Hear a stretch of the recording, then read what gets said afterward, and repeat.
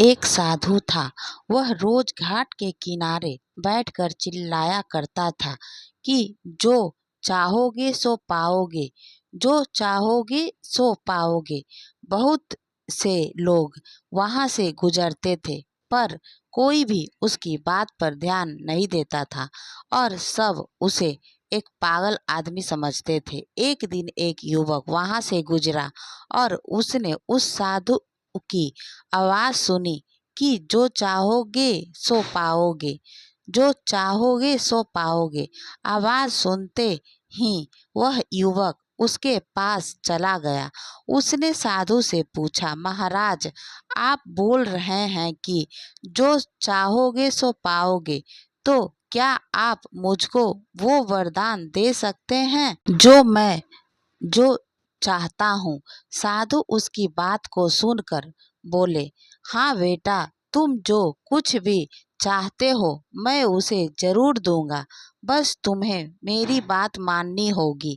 लेकिन पहले ये तो बताओ कि तुम आखिर चाहिए क्या? युवक बोला, महाराज, मेरी एक ही ख्वाहिश है कि मैं हीरो का बहुत बड़ा व्यापारी बनना चाहता हूँ।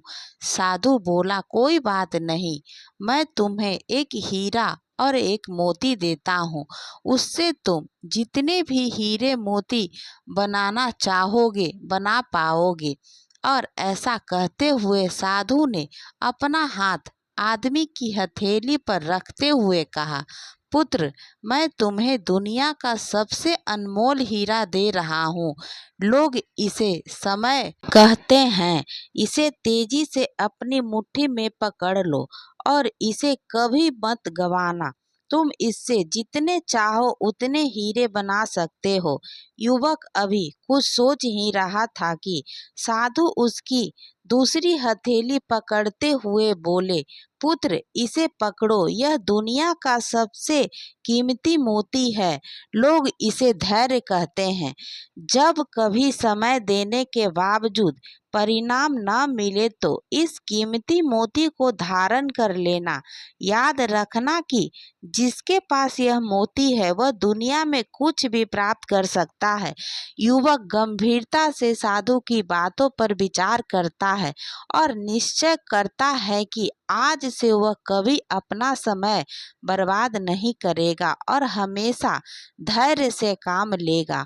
और ऐसा सोचकर वह हीरो के एक बहुत बड़े व्यापारी के यहाँ काम शुरू करता है और अपनी मेहनत और ईमानदारी के बल पर एक दिन युवक भी हीरो का बहुत बड़ा व्यापारी बनता है। मित्रों, समय और धैर्य वह दो हीरे मोती है जिनके बल पर हम बड़े से बड़ा लक्ष्य प्राप्त कर सकते हैं।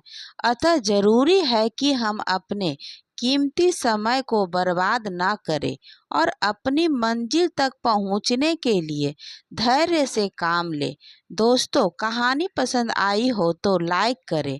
चैनल पे नए हैं तो चैनल को सब्सक्राइब करें। धन्यवाद दोस्तों।